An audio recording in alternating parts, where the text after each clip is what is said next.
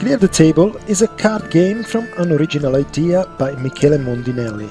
The project was carried by his team of experts: Amshu, Chris Bouncel, and Wesley Karposh, who had been working on the prototype development in the past 7 weeks. The original design of the game was created with the intent of mixing classic card games from traditional European culture with more modern strategy games that recall collectible card games. Our goal was to have a product that both young people and adults would enjoy playing in their spare time. Because of the game's characteristics and its suitability to all ages, we decided that the best option for deployment would be the most popular mobile devices, such as phone and tablets that run primarily Android and iOS operating systems. The main goal of the game is clearly to win, and this is possible by collecting as many cards as possible in your loot and reaching a target score before your opponent. However, one of the aspects that we have primarily focused on when developing Clear the Table was the social component, in an attempt to recreate what playing games meant for the past generation, that is, the opportunity to connect and be in company of the others. Therefore, another important goal of our game is to create a community of players who, in addition to the pleasure involved in partaking in challenges, also has the opportunity to experience the joy of connecting with other individuals, like we do when we sit around a table with friends. Our goal was also to hook our audience to our game, so we use various techniques from the game theory for this purpose. Throughout the development of the game, the following strategies have been employed. Firstly, given the complexity of the game, a reasonable amount of concentration is required to succeed. We've compounded this by increasing the level of difficulty via the addition of rules as the player progresses, consciously aiming to elicit a state of flow, whereby the player is so engrossed in the game that they enter the zone. By introducing rules one at a time, we also reduce the learning curve, thus preventing the possibility of the player becoming overwhelmed or frustrated. Operant conditioning is also employed within the game. On a granular level, players receive points for making successful attacks. To win the game, a point threshold must be exceeded. Therefore, these successes are rewarded. Overall, a player that wins also receives a larger share of the available experience points. And unlike the losing player or team, they also receive an additional reward in the form of coins. Experience points and coins may be traded within the game to unlock new levels or purchase customized items within the shop, such as deck graphics and additional factions. This may be attractive to players that would be considered achievers in Bartel's character theory, allowing them to show their progression and display their prowess to other players. Social aspects are also incorporated, whereby players can meet, chat, and compete.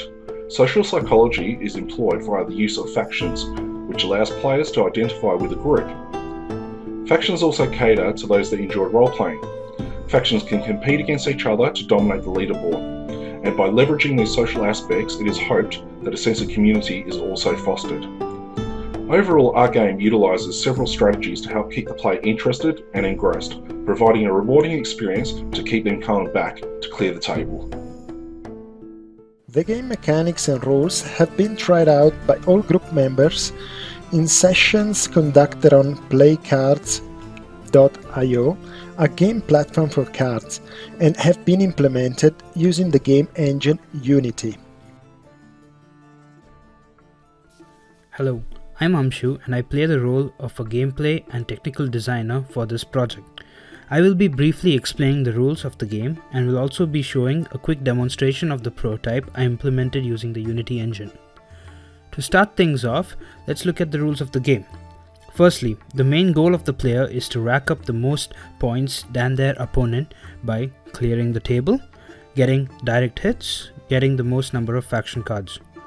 We will come back to this once other mechanics are explained.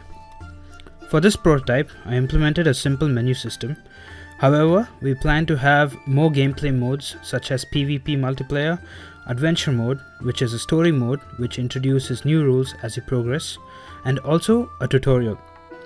There will also be a UI which will allow players to select their factions, as this will affect on how they play the game, as you will see in the demonstration. But for now, let's start the game and assume that the player 1 chose the swords faction and the player 2 chose the arrows. At the start of the game, a deck of 52 cards is shuffled and both players are dealt a hand of 6 cards and 4 random cards are placed face up on the table. In each turn, the player has 2 options and playing one will end their turn. The first option is card pickups. Card pickups can be done by satisfying 2 simple rules, the pair rule and the additive rule. The pair rule allows you to pick up a card on the table if you have a similar value card on your hand, irrespective of the faction. The additive rule allows you to pick up multiple cards from the table as long as their values add up to the value of one of the cards in your hand. All the pickup cards are set aside for the end of the game. The second option is card discards. Card discards is if no card pickups are possible, then the player will need to discard any card from his hand onto the table. This is where the scoring system comes into play. If the player is not careful, they may give away a point to the opponent by putting down the wrong card. Going back to the main goals mentioned earlier, there are 2 special moves the player needs to watch out for. That is the clear the table and the direct hit. The clear the table is when the pickup clears the last of the face cards on the table. The picking up player receives a point. The direct hit is when you manage to pick up a card which was discarded by your opponent on his last turn. Again, the picking up player gets a point. These 2 rules can also be combined to get additional point. Here is a quick example. Finally, at the end of the game, having the most number of picked up cards belonging to the faction you chose earlier will give you 2 points.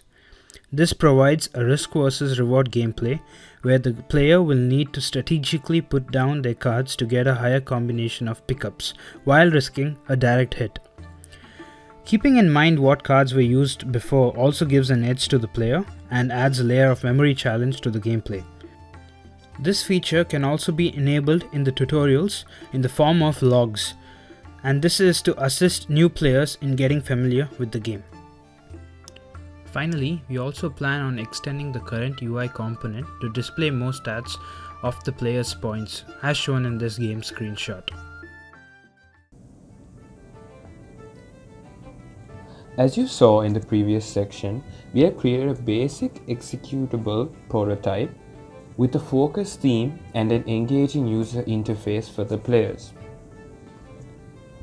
There were many team testing sessions that were held which enabled us to throw a lot of ideas into the mix, and we are happy with the results we got out of it. This also includes the definition of the main game loop which was completed. The system we have planned will not only engage players, but we also hope that we build a community for the game that will pass on through word of mouth how good our game is. For example, through the various stores, we want our game to have good user reviews so that it would bring in more players to play our game. As for the path ahead, there is still a lot of work that needs to be done. In regards to the application, we are adding different mechanics to experiment on as the base prototype is complete. A well-versed tutorial system for helping new players learn the game's rules. Programming an AI opponent with various levels of difficulties for the main story missions.